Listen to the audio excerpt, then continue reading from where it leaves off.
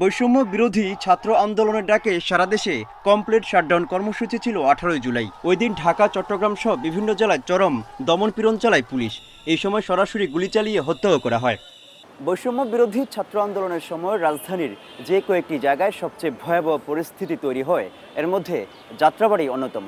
এই থানার অধীনে কয়েকশো পুলিশ সদস্য নির্বিচারে গুলি চালায় ছাত্র জনতার উপর, যার কারণে এই অঞ্চলে হতাহতের সংখ্যাটাও বেশি। এই বিষয়ে কথা বলার জন্য ঊর্ধ্বতন কর্তৃপক্ষ আছে, যদি তারা দোষী হয়ে থাকে অবশ্যই তাদের বিরুদ্ধে আইনগত ব্যবস্থা হবে, সে পুলিশ হোক আর যে। 18 থেকে 21 জুলাই এই 4 দিনে আন্দোলনকারীদের বিরুদ্ধে পুলিশের দায়ের করা 115টি মামলার নথি বিশ্লেষণ করেছে আইনজীবীদের সংগঠন লিড। তাদের তথ্য অনুযায়ী যেসব পুলিশ সদস্য গুলি চালিয়েছেন তাদের মধ্যে যাত্রাবাড়ি থানায় 353 জন, শাহবাগ থানায় 53 জন, মোহাম্মদপুর থানায় 162 জন, রামপুরা থানার 31, ধানমন্ডি মডেল থানায় 3, উত্তরা পূর্ব থানায় 65, আর চট্টগ্রামের বাকুলিয়া থানায় 31, চান্দগাঁও থানায় 54, কর্ণফুলী থানার 2, কোতোয়ালি থানার 33 জন পুলিশ সদস্য রয়েছে। অন্যান্য বাহিনীর মধ্যেও রয়েছে আরও 47 জন। ছাত্রদেরকে এরকম রাষ্ট্রীয় বাহিনী চরম আকারে দমন পীড়ন করছে, একটা সম্পূর্ণভাবে মানবতা বিরোধী অপরাধ, যেটা রাষ্ট্র তার একদম জ্ঞাতসারে ইচ্ছাকৃতভাবে ইন্টেনশনালি একটা ভিন্ন মতকে দমনের জন্য এই ধরনের অপরাধ করেছে। বিশ্লেষকরা বলছেন, অনেক পুলিশ সদস্যই আওয়ামী লীগ সরকারের ক্ষমতার সঙ্গে নিজেরাও টিকে থাকতেই দমনপীড়ন চালিয়েছেন।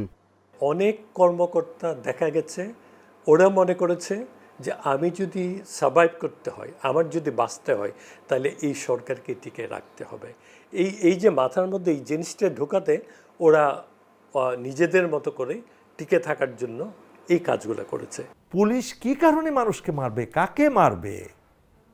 ওইখানে তো পুলিশের ছেলেও থাকতে পারে, পুলিশের ভাইও থাকতে পারে, পুলিশের বাবাও থাকতে পারেন না? এই দেশেরই তো নাগরিক। এই যে জনগণ মব করছে তারা তো বিদেশ থেকে আসেনি। পুলিশ সদর দপ্তর জানিয়েছে, মাঠ পর্যায়ে ছাত্র জনতার উপর গুলিবর্ষণকারী ও নির্দেশদাতাদের আইনের আওতায় আনা হচ্ছে। Mohammad Omar Faruk, Independent News, Dhaka.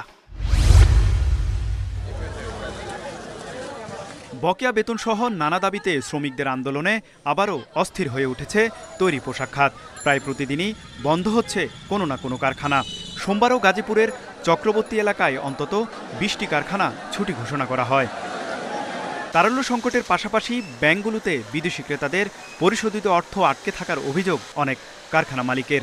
এছাড়া মালিক খেলাপি হওয়ায় নতুন করে কোনো সহায়তাও পাচ্ছেন না অনেকেই। ফলে বাকি পড়েছে শ্রমিকদের বেতন। এ অবস্থায় শ্রমিকদের স্বার্থে এবং কারখানা সচল রাখতে নগদ সহায়তা অব্যাহত রেখেছে অন্তর্বর্তী সরকার। এক্সপোর্ট করে ডকুমেন্টস দিচ্ছে, তারা সেখানে টাকা পাচ্ছে না, বেতন দিতে পারছে না। চেক দিচ্ছে, চেকের এগেইনস্টে টাকা, পাওনা টাকা ব্যাংক থেকে পাচ্ছে না। ফলে তারা কিন্তু এই সমস্যা আছে যে তারা বেতন দিতে পারছে না। ব্যাংক থেকে আপনার এভাবে মানি লন্ডারিং করে এই টাকাগুলো চলে গেছে, সেখানে সরকারের এইটুকু সাপোর্ট আমরা যেটা দিচ্ছি সেটা কিন্তু টোটালি এই শ্রমিক অসন্তোষ দূর করে আমাদের ইকোনমিকে ধরে রাখা, আবার এক্সপোর্টকে ধরে রাখা। কারখানা মালিকরা বলছেন, কিছু শ্রমিকদের দাবি যৌক্তিক হলেও এর বাইরেও অনেকে পরিস্থিতি ঘোলাটে করার চেষ্টা করছেন। এই সেক্টরটা যদি অসন্তোষ চলতে থাকে তাহলে এই আলটিমেটলি এই রপ্তানি বাণিজ্য বাংলাদেশের যেটা আজকে প্রথম স্থানে রয়েছে এটা কিন্তু থাকবে না। কারখানার মালিকের শিপমেন্ট জটিলতা আছে কিনা, উনি ফেলিউর কিনা, নির্দিষ্ট ডেতে শিপমেন্ট দিতে পারেননি, এটাও আপনাকে কিন্তু বের করতে হবে। তবে বলবো যে এন্ড অফ দ্য ডে যদি শ্রমিক তার পাওনা না পায়, রাজপথ ছাড়া তো তার কোনো গতান্তর নাই। বেতনের পাশাপাশি হাজিরা বোনাস, নাইট বিল, টিফিন বিল বৃদ্ধিসহ বিভিন্ন দাবি নিয়ে বিক্ষোভ করছেন কারখানা শ্রমিকরা। পরিস্থিতি সামাল দিতে সম্প্রতি শ্রমিকদের বার্ষিক বেতন 5 থেকে 10% বৃদ্ধিসহ 16টি দাবি মেনে নিয়ে সচল হয় কয়েকটি কারখানা। তৌহিদ রানা, ইন্ডিপেন্ডেন্ট নিউজ, ঢাকা।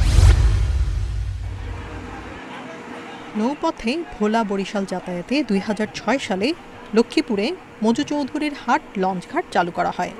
বর্তমানে সেখান থেকে প্রতিদিন 5টি ফেরি ও 15টি লঞ্চ চলাচল করে। তবে নদীর অন্তত 25টি স্থানে ডুবোচরে ব্যাহত হচ্ছে নৌযান চলাচল। ভাটার সময় প্রতিদিন 4 থেকে 8 ঘন্টা পর্যন্ত ডুবোচরে আটকে থাকতে হয়। এতে কাঁচামাল ও খাদ্য সামগ্রী নষ্টের পাশাপাশি দুর্ভোগ পোহাতে হয় যাত্রীদের। ফেরি অনেক সময় দেখা গেছে চরে লাগা যায়, গাড়ি পার হতে পারছে না, সময় হচ্ছে যে লেট হচ্ছে, এবং কাঁচামাল নিয়ে আমরা যাওয়া আসা করি, ওটাতে আমাদের সমস্যা হচ্ছে। যেই টাইমে যাওয়ার কথা সঠিক টাইমে কেউই পৌঁছইতে পারে না, ঠিক আছে? এত সময় 6 ঘন্টা বসেই থাকা লাগে একটা মানুষের। নাব্যতা বজায় রাখতে প্রতি বছরই এই রুটে খনন করা হয়। তবে যাত্রী ও পরিবহন চালকদের অভিযোগ, কোটি কোটি টাকা ব্যয়, ড্রেজিং শুধু লোক দেখানো। ফেরির ট্রিপ কম হয়, লঞ্চ যাত্রীদের ট্রিপ জাস্ট টাইমে পারাপার হতে পারে না, এই বিভিন্ন ধরনের ভোগান্তি থাকে। ফেরি সুষ্ঠু চলাচল ক্ষেত্রে এখানে ড্রিজিং করা জরুরি প্রয়োজন। তাছাড়াও ড্রিজিং চ্যানেল করছে, সেখানেও পানি কম আছে, এবং এখানে ক্যাম্পখাল আছে, সে জায়গাও পানি কম আছে। এই রুটে জোয়ার ভাটার দিকে তাকিয়েই চলাচল করতে হয় ফেরি ও লঞ্চকে।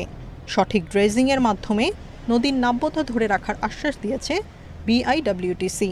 খালের ভিতরে ড্রেজিং ওরা করতেছে, তারপরে মূল খালের থেকে চ্যানেল থেকে বাহির হওয়ার পর ওখানেও ডুবোচর আছে, যার কারণে ফেরি অনেক সময় ঘুরিয়ে আপনার ফেরি যাইতে হয়। দেশের দক্ষিণাঞ্চলের ভোলা বরিশালে লাখো মানুষ যাতায়াত করে মজু চৌধুরীর হাট লঞ্চঘাট দিয়ে। Independent news. চট্টগ্রাম শহর থেকে প্রায় 40 কিলোমিটার দক্ষিণ পূর্বে আনোয়ারা উপজেলা, সেখানেই গড়ে উঠেছে Korean export processing zone KEPZ. পাহাড়ি বনের প্রায় 2500 একর এলাকার অর্ধেকে এর অবস্থান, অথচ এই জায়গাটি ছিল চুনতি ও বাঁশখালীর হাতি চলাচলের করিডোর। তবে শিল্পাঞ্চল হওয়ায় সেখানে আটকে পড়েছে 4টি হাতি।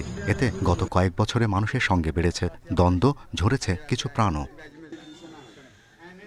কেইপিজেড করার আগে পরিবেশ সমীক্ষায় বলা হয়, বনভূমির 33 ভাগে সবুজায়ন ও 19 ভাগ থাকবে মুক্ত বনাঞ্চল, সেখানে অবাধে বিচরণ করবে হাতির দল। তবে সম্প্রতি সেখানে উজাড় হচ্ছে বন। পরিবেশ প্রকৃতিকে একসাথে কোএক্সিস্টেন্সটা ওনারা ওইভাবে চিন্তা করছেন না। ওনারা যেভাবে চিন্তা করছেন সেটা হলো শুধুমাত্র তাদের বাণিজ্যিক, তাদের ইন্ডাস্ট্রিয়াল স্বার্থ যেটা, সেটার বাইরে ওনারা যেতে চাচ্ছেন না। ইআইএ রিপোর্ট ডিসক্লোজ করতে চান নাই। আমি অনেকবার ওদের সাথে যোগাযোগ করেছি, চিঠিপত্র দিয়েছি, কিন্তু করেননি। এদিকে এই হাতিদেরই সরিয়ে নিতে বলেছে কেইপিজেড ও স্থানীয়রা। তবে গবেষকেরা বলছেন, হাতির বসতিতে হয়েছে শিল্পাঞ্চল, সংকুচিত বিচরণ ভূমি ও খাবার সংকটেই বাড়ছে মানুষের সঙ্গে সংঘাত। কেন হাতির হ্যাবিটেটে ওইটা করা হলো, তার মানে বিশেষজ্ঞদের কোনো পরামর্শ নেওয়া হয়নি।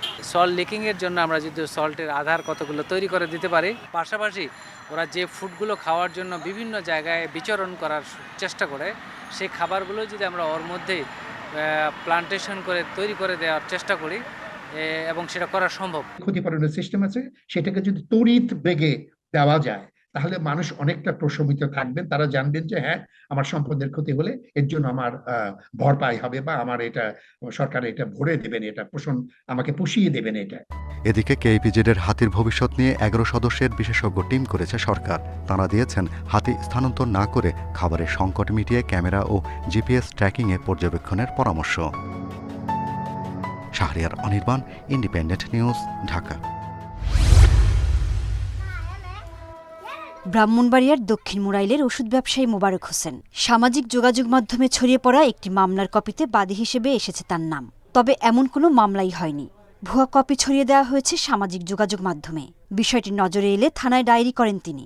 বলতেছে ফোন দিয়া যে তোমার নাম দিয়া গ্রাফিক্স করে তুমি বাদী হইয়া রাজনৈতিক কয়েকজনের নামে তুমি মামলা গ্রাফিক্স করছো, এটা কি সত্যি কিনা? আমি তো এই ব্যাপারে জানি না।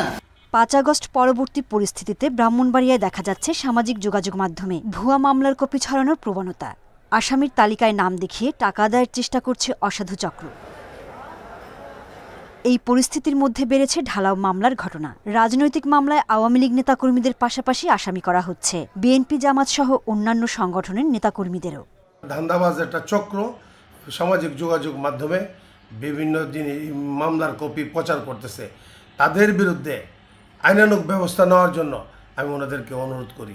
আমাদের প্রায় 12 জন মতো ব্যক্তি আমাদের দলীয় কর্মীকে আসামি করা হয়েছে। আমরা যেখানে 17 বছর নির্যাতন শিকার হইলাম, আমাদেরকে আরো মামলা দেওয়া হচ্ছে। মামলা বাণিজ্য হয়রানির সঙ্গে জড়িতদের শনাক্ত করার চেষ্টা চালাচ্ছে পুলিশ।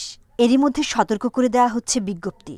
যেখানে কম্পিউটারের দোকানগুলো আছে সেই দোকানগুলোতে আমি বলছি রেড দেওয়ার জন্য, এবং আমাদের এক্সপার্টকে নিয়ে যাওয়ার জন্য। কম্পিউটারের যারা, তারা গিয়ে কম্পিউটারে সার্চ করে দেখবে এই ধরনের তাদের সেভ ফাইলসে এ ধরনের কোনো কিছু আছে কিনা।